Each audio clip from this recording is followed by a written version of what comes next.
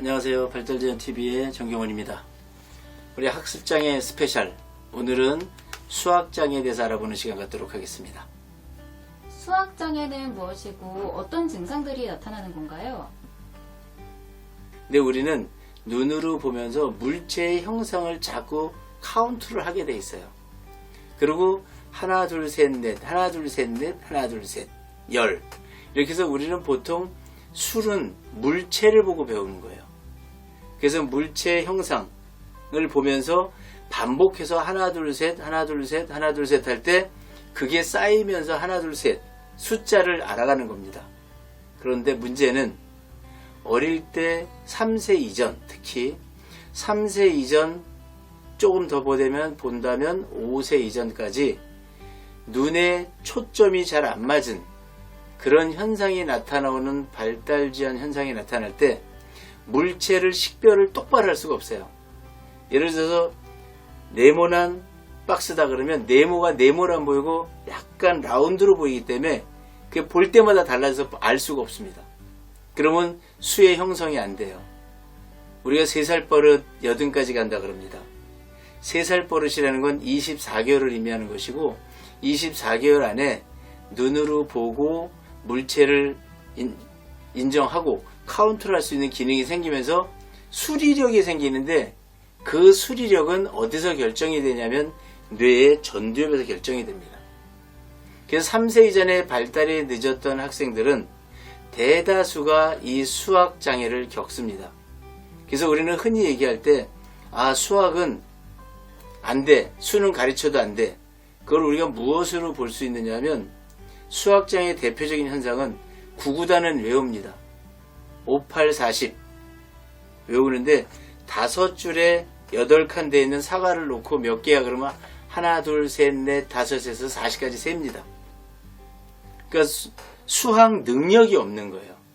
수를 계산하고 응용할 수 있는 응용력, 창의력이 다 연관된 게 수학 능력인데 그 어릴 때 3세 전에 만들어지는 집중력, 주의력, 상상력, 추리력, 이해력, 응용력 이런 기능들이 만들어지지 않으면 복합적인 현상으로 나타난 것을 우리가 수학장애라고 할 수가 있습니다.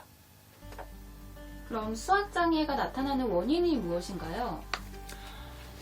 수학장애가 나타나는 원인은 일단 수학장애가 나타나는 학생들은 어릴 때 발달이 늦었던 학생들입니다. 발달이 지연이 되면 거의 수학장애가 나타난다고 봐야 돼요. 그래서 완전히 회복이 되면 수학장애가 나타나진 않지만 완성이 안 됐을 때 3세 이전에 빠른 회복이 일어나지 않았던 학생들에게는 보통 수학장애가 다 동반이 되어 있습니다.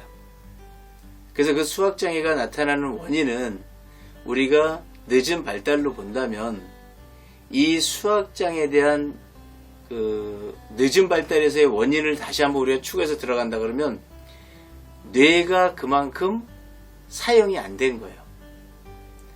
우리가 신생아의 기저귀를 떼는데 3000번을 갈아야 된다 그래요.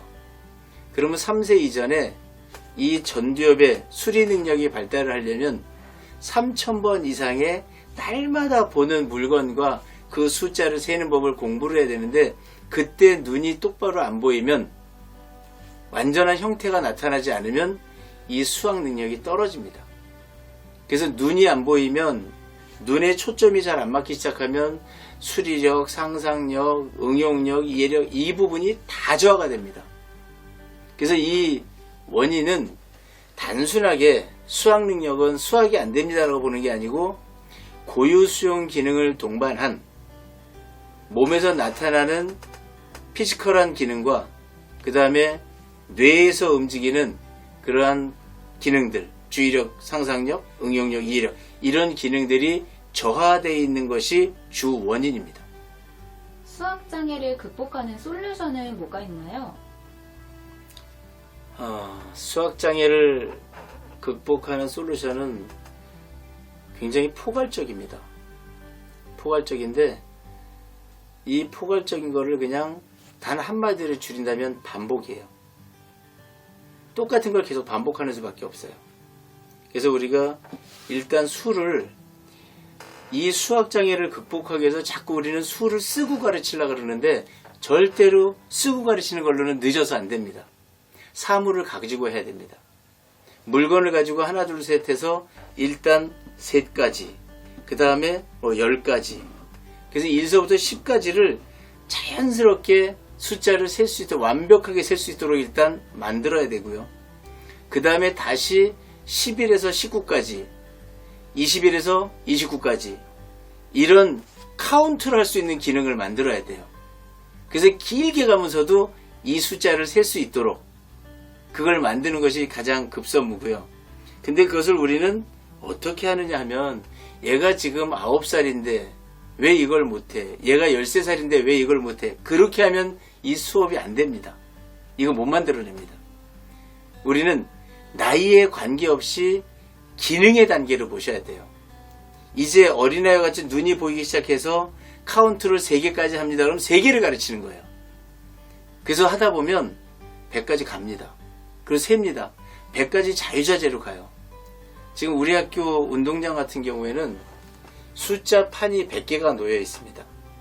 그래서 1서부터 100까지가 있고 아이들은 계속 반복하면서 100까지를 세요.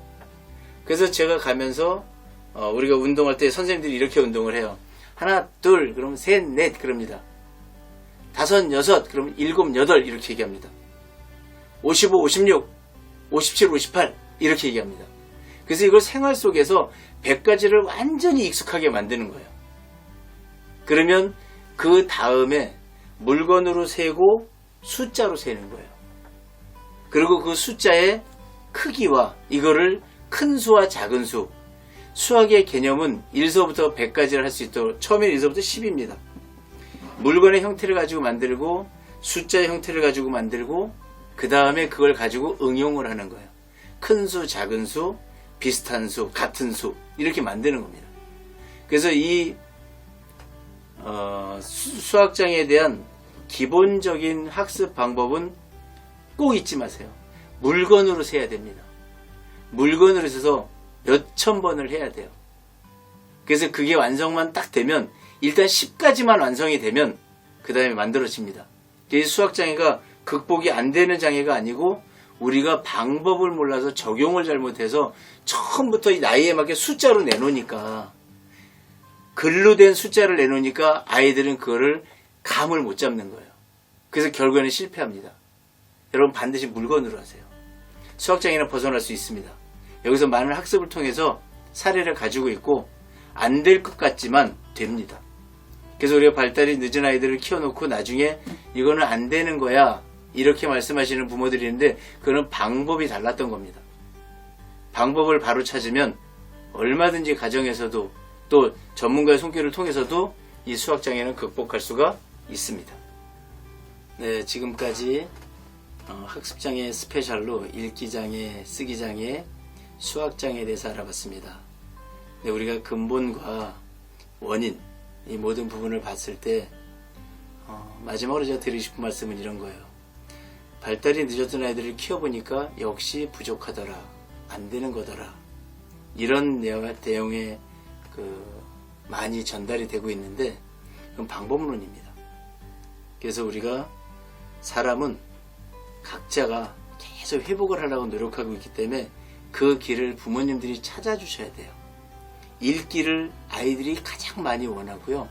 똑바로 쓰기를 가장 많이 원하고 수를 읽고 계산하기를 아이들이, 학생들이 가장 원하고 있어요. 근데 우리는 그 방법을 그 나이대에서 자꾸 찾기 때문에 실패하는 겁니다. 돌아가세요. 어릴 때 모습으로. 3세 이전의 기능으로 돌아가서 그때부터 가르치세요. 그 기초를 만들어 올라오면 이 읽기장애, 쓰기장애, 수학장애는 해결할 수 있는 좋은 방법들을 갖고 있고 또 그런 해결 사례를 많이 우리가 볼 수 있어요. 그래서 여러분들이 이 3편의 영상을 보시고 더 궁금하시면 요청도 하시고 질문도 하시고, 그래서 우리가 함께 가정에서도 이루어 나갈 수 있는, 그리고 우리 미래, 새로운 미래를 만들어 줄 수 있는 그러한 부모님들 되시기를 바라겠습니다. 감사합니다.